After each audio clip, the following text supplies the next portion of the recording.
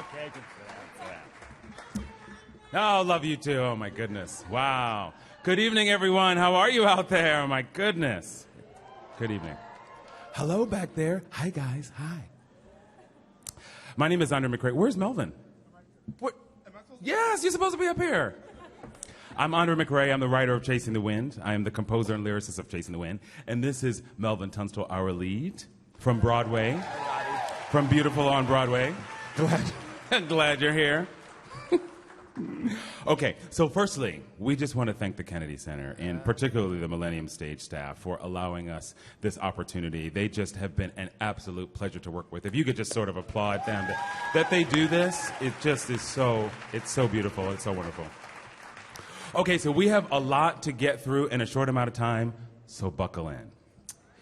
Chasing the Wind, the musical, is the untold story of the great King Solomon, known for his wisdom, his wealth, and his women. The goal tonight is to not only take you through Solomon's journey, we will educate you a bit on the American musical while enlightening you on the process of developing a musical. So we may tell you a story or two. Such as, I came up with the title. Yes, that is true. You came up with the title, Melvin. Okay, so Chasing the Wind is a story of self-discovery. It's about Solomon's lifelong search for what it truly means to be alive. So I thought a good title would be Alive, but not just alive, exclamation point. The musical. Well, at one point, Melvin was writing the book for Alive, and unbeknownst to me, he didn't like the title. So the title of his file, of his script, was Chasing the Wind, and when he would send me scene ideas, he would change the title back to Alive. Yes, but one night I forgot to change the title back, so Andre got a file that said Chasing the Wind. So he immediately called me and was like, "What is Chasing the Wind?" And so obviously I felt terrible. You should have felt terrible about it. I mean, who wouldn't want to come see a musical Alive? Isn't that a great title? No, you don't think so. Okay. Well, I was open and I decided to sort of think it over and do what any grown man would do. I called my mother. And I said, "Okay, Mom, which do you prefer? Chasing the Wind or Alive?" And she's like, "Oh, baby, Alive. It's just I don't like Alive, but Chasing the Wind. It's so good. It's so intriguing. It draws me in." I really don't. I have no idea why she's Southern. She's from Philly.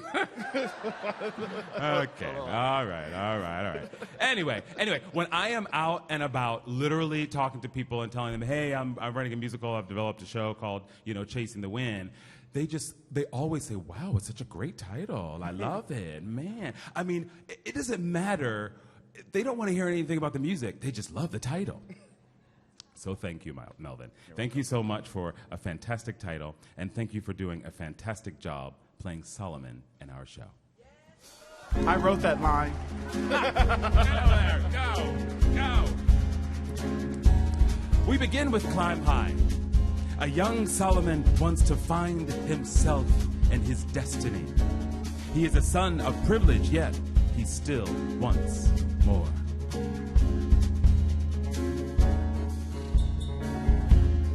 Time to make a change.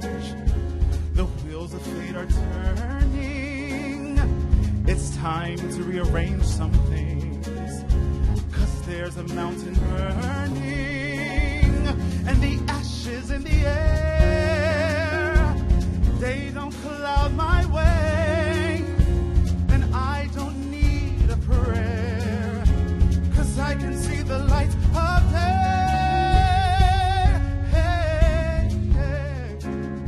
King David, Solomon's father, is on his deathbed.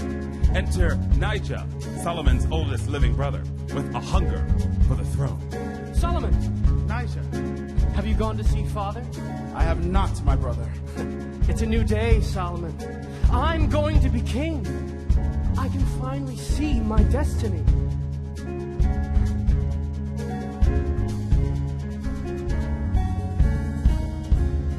Time to make a change.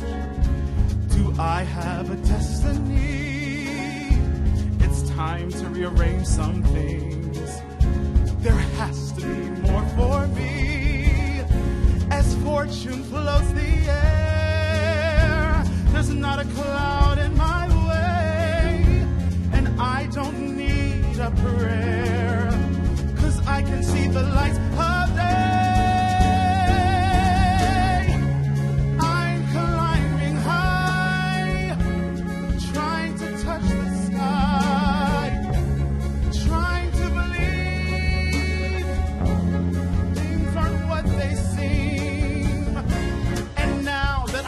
touch my dream. There's a fire blazing in his eye.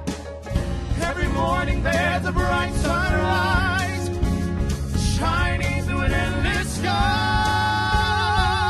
Climb high. Abby was the beautiful concubine brought to the palace to care for the ailing King David. Her charm and ambitions to raise her status has found her caught between the two princes. Time to make a change. What is this thing I'm feeling? Nigel holds the keys to all the possibilities, and yet my heart is reeling. From Solomon the obscure prince, it's the longing in his eyes that are trying to convince me he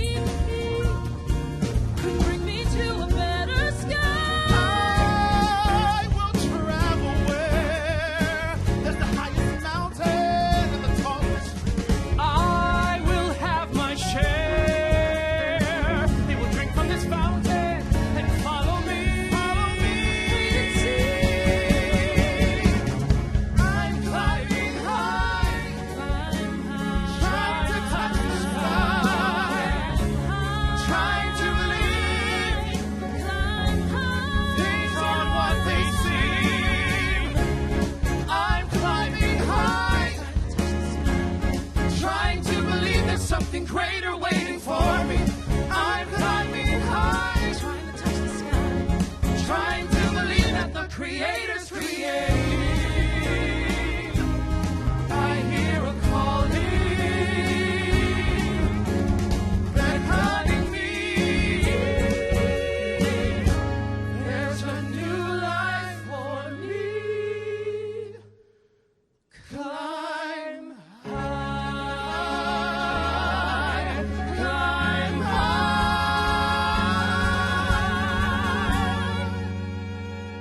climb high.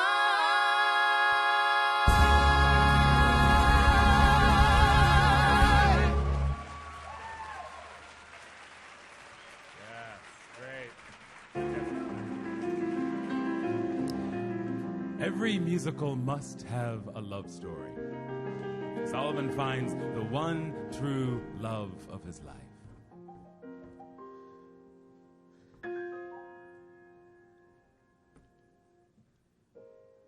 Who am I to believe that this chance could be a romance, you and me? Who am I to believe and to feel the way I feel, that your love, your touch could heal so much in me?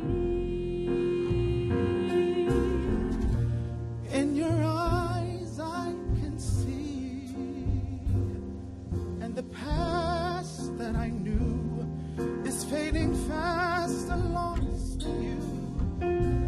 Who am I to believe just a glance could be that your love, your touch could heal so much in me? All my life has been a fight. You get tired of all the strain, All my life I've had no right to feel the pain. but a new page we will write, a new chapter will be the place where we can finally see the light. In your eyes I can see, and the past that I knew is fading fast and lost in you. Who am I to believe? Just a glance could be so much love, your touch could heal so much in me.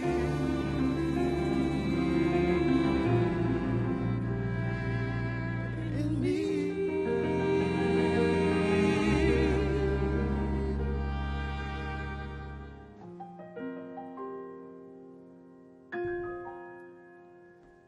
I believe.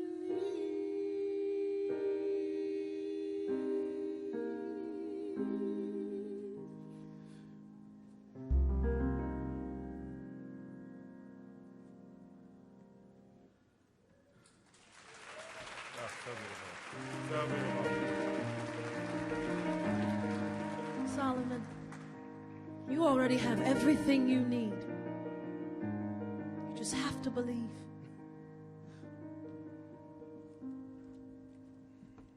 You already have everything you need. You just have to believe. Not only is theater meant to challenge, enlighten, and teach us, it is also meant to inspire. In our show, we are all Solomon. Like the character Pippin or Goethe's Faust, Solomon represents us all. Let's skip ahead a little bit to the end of Act 1. Solomon is now the young king. She's a liar! Okay, well, that's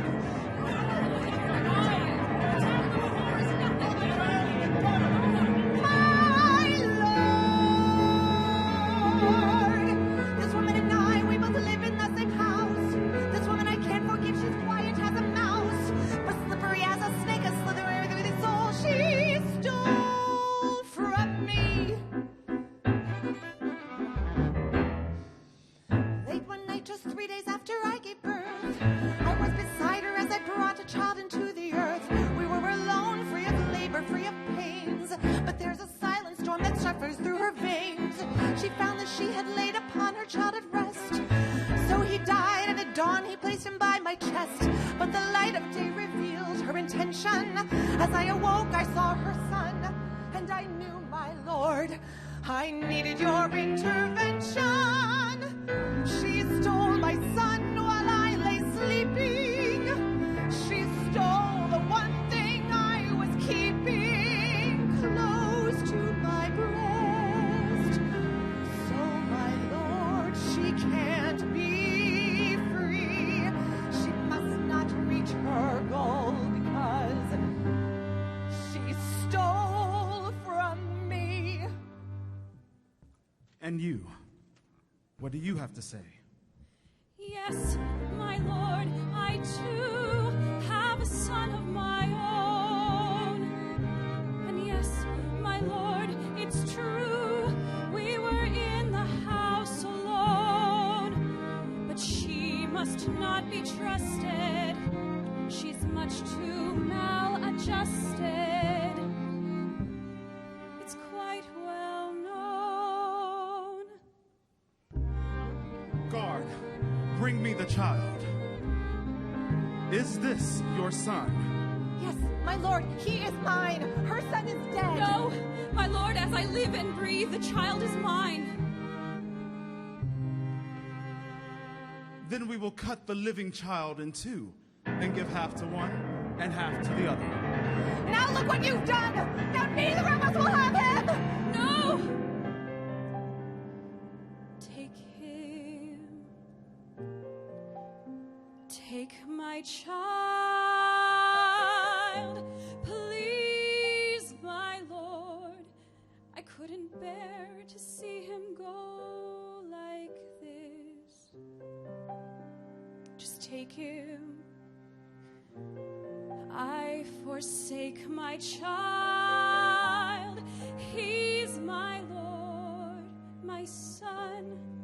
I couldn't share him, no, not like this.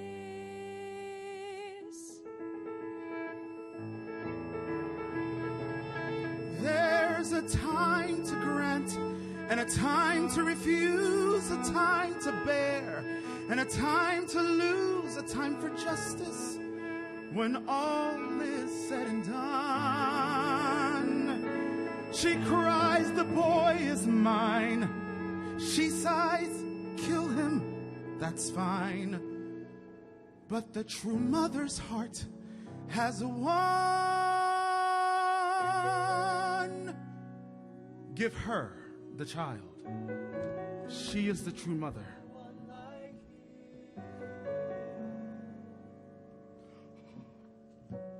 The lovely Lady Bathsheba, Solomon's mother.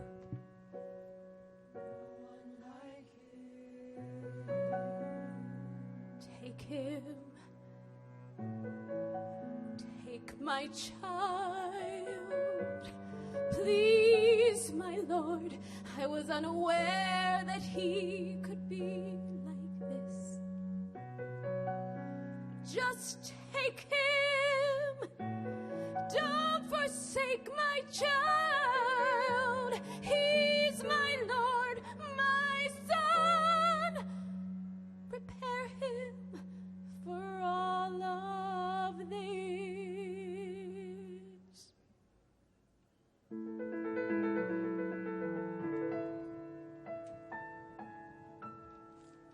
Was that me? Was that me?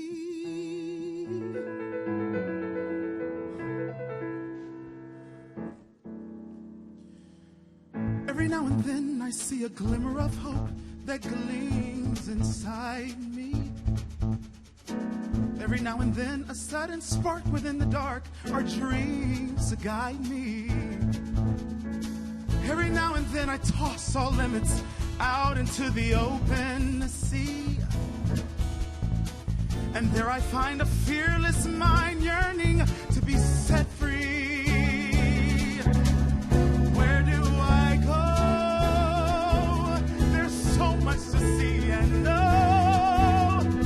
Maybe it was true what Mother said to me. A king in me, my destiny. But how long have I been sleeping? Remove the dross from the silver, and out comes material for the silversmith. Every now and then I remember what it was that bound me. The crying out and all the anger all around me. Deep inside this silent prison, so easy to hide, so easy to live in. A past buried alive, buried alive, buried alive, dead. No, sleeping. But I can see the best of me. I'm living my destiny. I'm waking up, I'm catching up to who I was meant to be. And there's no starting over. I'm moving on, I'm moving on. I control the clouds and stop the rain. No more sleeping pain. I may never sleep again. Every now and then I feel more human than I did the day before.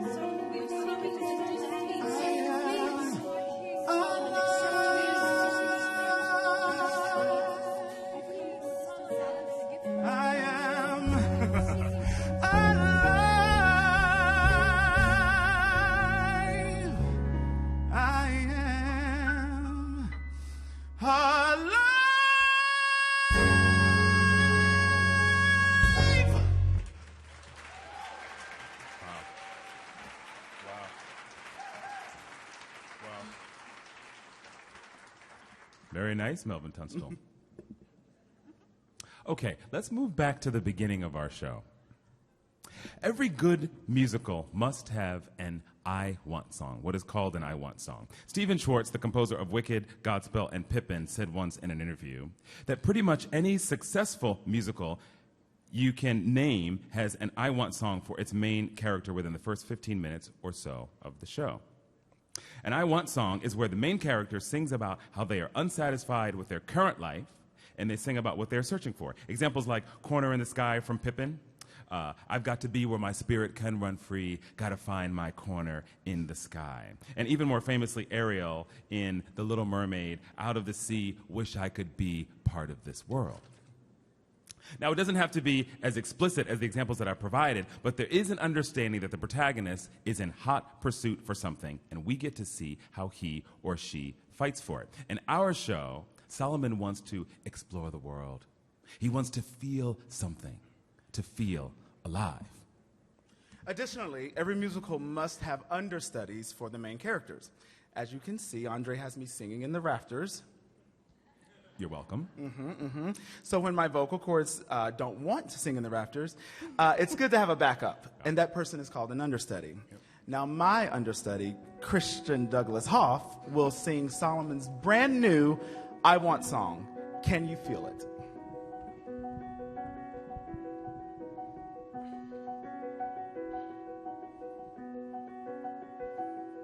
Can you feel it? The trickle on your face. Can you feel it? The winds, the waves. Can you feel it? The open air, the uncluttered space. When you see the sea and gaze how it behaves. Can you hear it? The singing birds refrain. Can you hear it?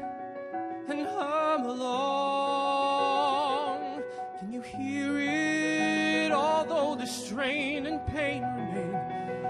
You're human, you have your song. Oh, you can do anything. Oh, how you can thrive. Oh, you can do anything when you're alive. Oh, you can feel everything. And how you'll sing. Oh, and how real you feel when you see the sun and sense the spring. If the thoughts make you weary, because it's all theory, you only have one goal. To get out of the rut, do you go with your gut? No. You listen to your soul, but you can't hear it.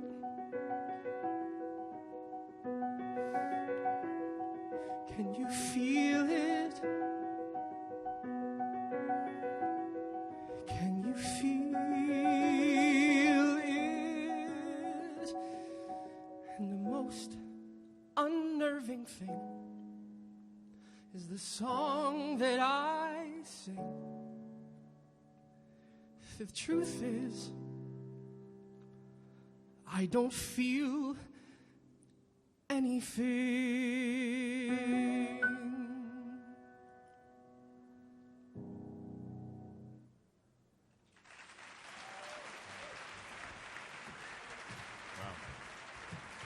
Great job, Christian. A little too good, right? Okay. Don't get any ideas. I'm not eating that piece of candy you gave me. Yuck. Okay, so Solomon, we're going to move on. Okay, Solomon, out of all of David's sons, seemed to have been the most obscure. He was sheltered and protected fiercely by his mother, Bathsheba. After his inaugural ceremony, he confers with Haggith, Nijah's mother. Solomon has Nijah killed for soliciting his lover Abion trying to usurp the throne, and Haggith has but one way in which she can avenge the death of her son. She tells Bathsheba's secret. Why, hello, my lord. Felicitations to the new King of Israel. Careful not to succumb to the blandishments of all your adoring fans. Thank you, Haggith. Actually, they were quite serene. Oh, don't fret, my lord. The people are with you. And although it has been a very difficult time for me, I too am with you. I'm grateful for your grace and captivated by your courage, transfixed by your tenacity, and no one could discourage your ingenuity, slight ambiguity, but virtue through and through. But there are those who ask, who's behind the mask? Who are you?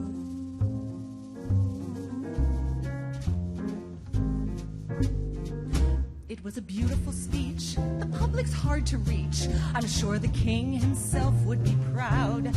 True, they turned to my son, the elder and rightful one. You tried to reassure an insecure crowd. But how uneasy and fearful they seem to lose the great King David's regime. Is it at your youth, perchance, that they're aghast? Or is it your past? My past. I remember. She was a lovely girl, a pleasing, lustrous pearl. She was his treasure, his beautiful wife. He held her close to him, not knowing on a whim he would lose his very life. Betrayed by ruler and wife was the sting. She was a soldier loyal to the king. His bride, your mother, shed but a tear after your father made her husband disappear. And then out you came the next year. Huh. Oh, my dear, what a grand debut. All the people knew. Still they whisper, who are you? It must glean great fun, like the cut of a double-edged knife, to be seen as the one true son of a murderous, adulterous life. And heaven knows that mercy grows. Your parents were let off the hook. They were spared their lives. David would charge more wives. And you're the next part of the book. How uneasy it must feel to hide all the feelings you've locked inside. But you've come so far, and your time's long overdue. You'll be fine, just as long as you know who you are. Well, good day, my lord.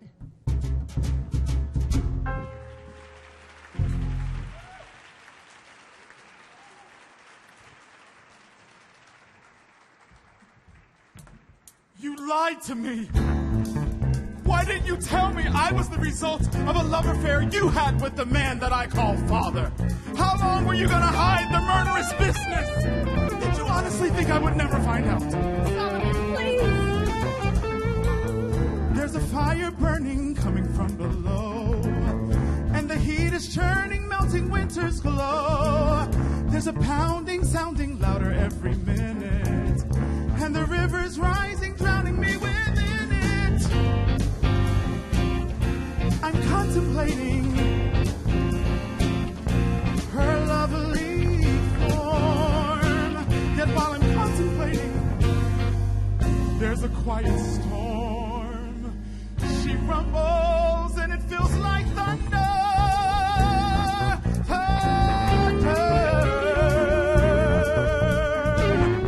This pressure hits me, pushing to the limit, and the crack that smacks me, staring me within it.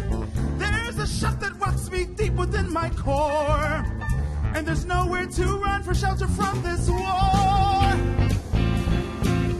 I keep contemplating how her echoes reverberate. Yet while I'm contemplating,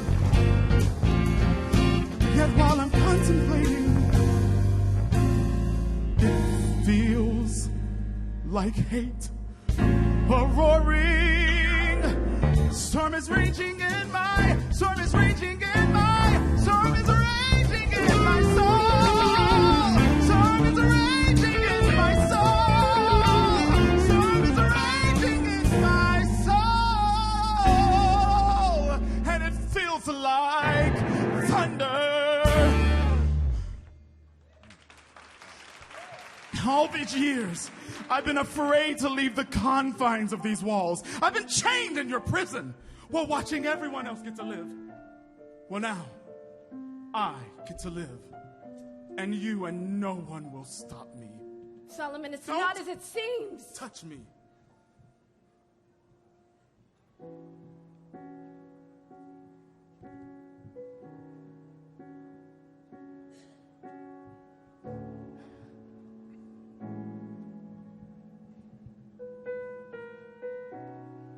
Funny, sitting here, I was afraid it would be like this.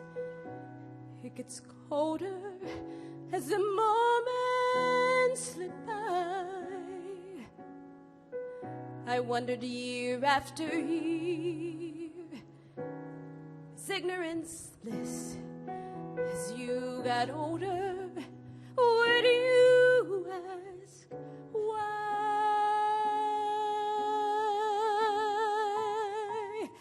You were my child. God made you for me. My dreams were all in you. Love I never knew inside me came alive. Honey, I know it's unclear, and I would be remiss if I weren't bolder as I confess to you. Please, lend me your ear as you lie in this abyss. I've held on each shoulder a hidden clue.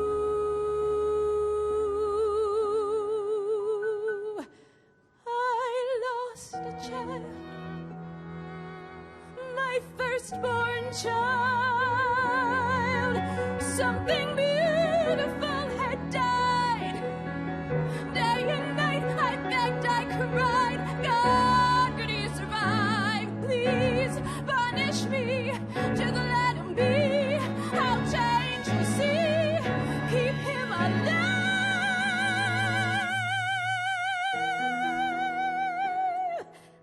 I didn't tell you for fear that you would reject me, and I couldn't bear to lose another child.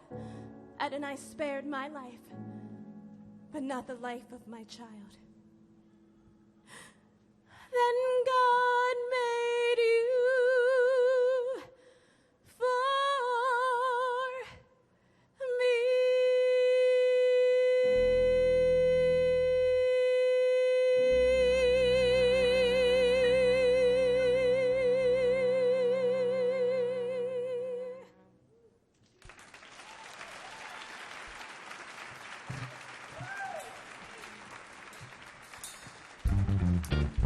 Beautiful.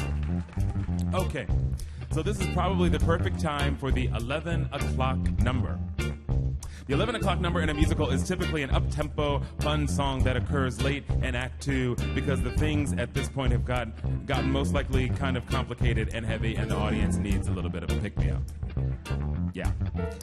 We have Chris Reddick here playing the character Hero. Your richness. Oh, get up. I understand that you're providing the materials for the building of the temple. Oh, yes, your gracefulness. We aim to please. And if my lord needs any additional supplies, we are more than happy to oblige. More materials could expedite the completion of the project more quickly in the event my lord has other ambitions. I like the way you think. We aim to please. What is your name? Hiram, my lord. We are a disciplined people, well trained to get any job done. Blood, sweat, and tears are central to our ethos. My magnificence. All the people need is a little push.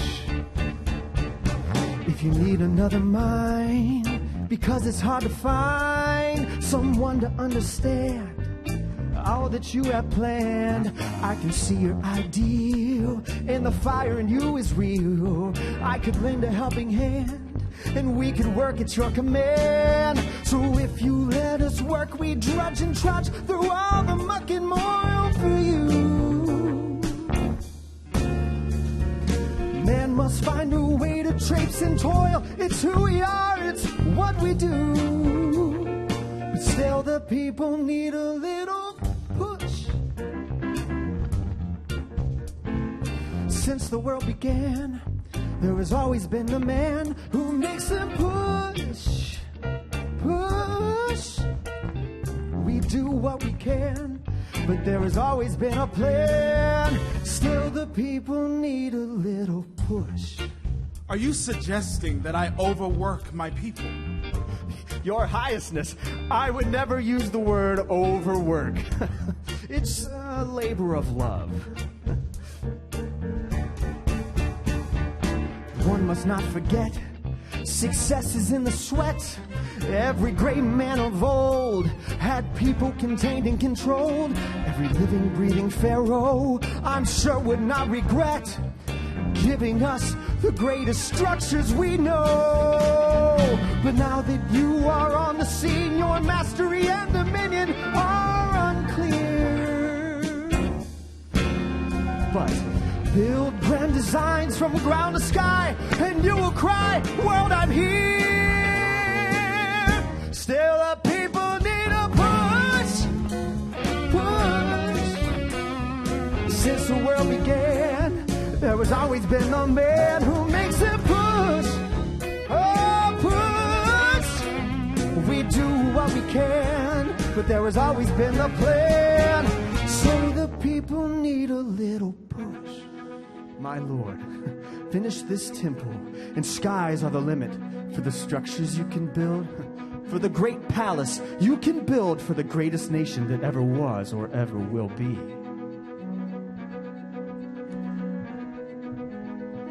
Imagine the sun in your eyes. Imagine as you look to the sky. Can you imagine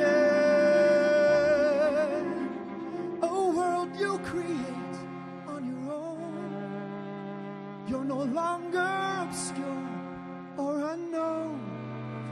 You're the sky, and that's why the people need a little push.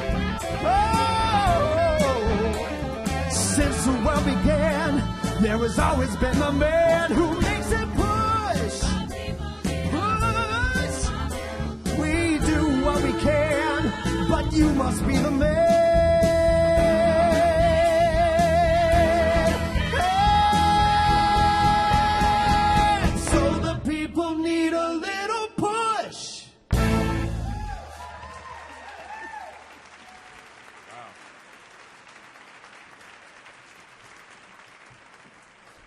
Amazing. Okay. Heavily influenced by Hiram, Solomon plunges into a dark existence. During this time, Bathsheba dies before he reconciles with her. As Abby watches him confide in Zahara, Pharaoh's daughter, his newest bride, she realizes her place in his life. It's not me. It's not me.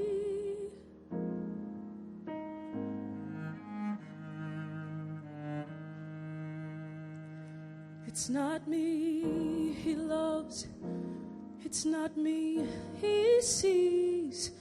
It's not me he runs to. It's you.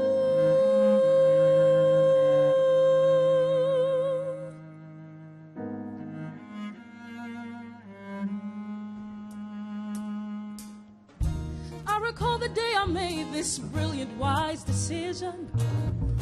I was small and unafraid, resilient, filled with vision. One day I would say, my prince, unlock my heart and do what you please. Here, take the keys. I recall the time when I believed in princes, providence, and fate.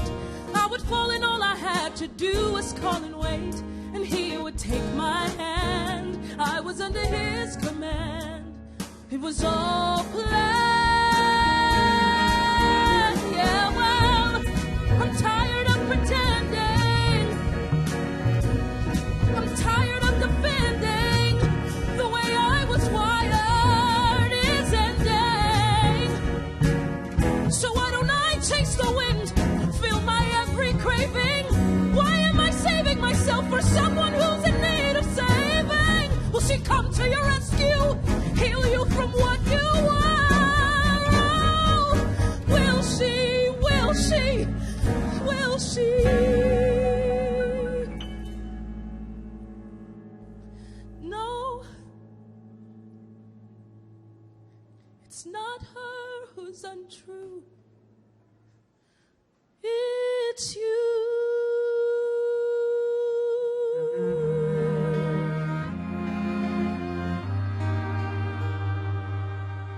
It's not me.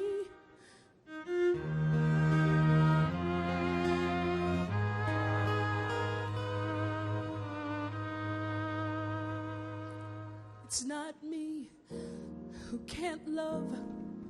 It's not me who can't see. It's not me who runs. It's you.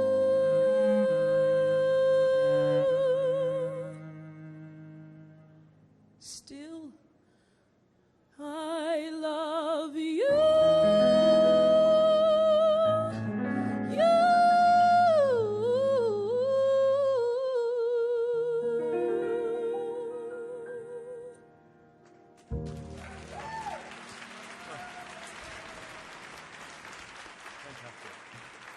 Fantastic. Fantastic. Okay, before we conclude our final set, I want to thank the entire team of actors, musicians, and crew, and all those who have done all the behind-the-scenes work. You know who you are. Thank you so much. You know, writing and developing a musical really is one of the hardest things that you can do. There is an art to great storytelling. It takes time and diligence and the right team, and we have a fantastic team. So I want to say thank you to you all. Yeah. Along with being a performer, I, like Andre, am also a writer, and I've been fortunate enough to have a couple of shows up here in New York and across the country. What I think about this part of the development of Chasing the Wind is that you are all intimately involved. Yeah. Without you, we would not be able to really test the material out and see how an audience reacts. And in New York, it's usually just a select group that gets to see this part of the process, and it's very, very rare that you'll get to have a fully orchestrated score at this stage in the game. So I hope that you'll keep following us along as we continue to develop the story. The next stage of development for us is what is called a 29-hour reading, where you will take a week to work on a show. So you rehearse it, you cut, and you add songs. It goes through quite a process. It's really like an operation. Or giving birth. Or giving birth. Says the two men that have never given birth. Her, so no. we really don't know. It seems like it. It seems like it. That sounds right to me. Okay. Since so many have inquired about supporting the project, we have decided to fundraise for the 29-hour workshop. Once we have had the operation or birth, you all will be invited to attend the performance of the full show. So if you feel inclined to support Chasing the Wind, the musical, we will be launching our fundraiser in the next few days. You can find details on our Facebook page as well as the social media platforms above. If you feel like writing a check tonight, that's fine too. You can write a check tonight. Melvin. Okay. All right. So we have come to the end of the musical. Solomon has seen it all. He's done it all. And in our show, the Queen of Sheba is a mystical character who comes to take Solomon into the next life. It is a complete joy and honor for me to introduce one of my favorite singing actors, one of my favorite artists, Carolyn Cole. Solomon. Solomon, wake up. Solomon. It is said that most people don't wake up until they're on their deathbed. Is that your story, King Solomon? Who are you? I am the Queen of Sheba. Am I dreaming? Am I on my deathbed? Perhaps. Tell me what you've learned, Solomon. Tell me your wisdom. Well, with much wisdom comes much sorrow. The more knowledge, the more grief. And the race is not given to the swift, nor the battle to the strong, nor does food come to the wise or wealth to the brilliant, but time and chance happen to them all. Go on. We may not know our destiny beyond death. So then life is a series of choices and adjustments. Some things God will choose. Most things we are left to choose. I was given the world and was left to make a choice. I made quite a mess of things. And yet, I can see a mountain and the tallest tree. There's a living fountain, there's an endless sea. How the river flows, how the valley is deep. It's where I wanna go, it's where I want to sleep. Every day I'd run away, why do I try to hide away? My mind is tired of the everyday, but I've learned something new. Finally I believe. Finally I believe. I wish I could tell Mother what I see. What would you tell her? A son has a mother he did not choose. So when he grows up, he will accuse. He looks to her to place the blame. But when he grows up, he sees he is no different. He is the same. Every day I'd run away. Why did I try to hide away? My mind is tired of the everyday, but I've changed my view. Finally I can see. Finally I believe.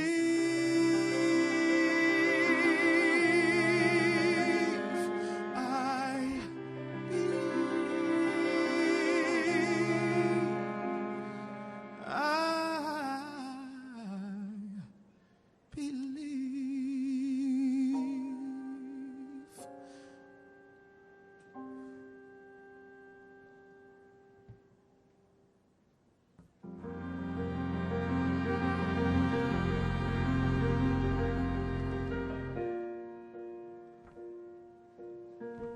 This was your story. This was your test. You had your glory. You had your quest. You made a decision with the gifts you were given, and you had a collision. Life is not what you dreamed, and you journey on, journey home. Maybe I had a destiny, maybe I did not. Maybe there was a grand plan for me, maybe a simpler plot. Maybe there is no fate, no glory to look to. Maybe the hidden secret to life is the story hidden in you. For every choice is precious, so be careful what you choose. Every voice is precious, so be careful how you use what you're given.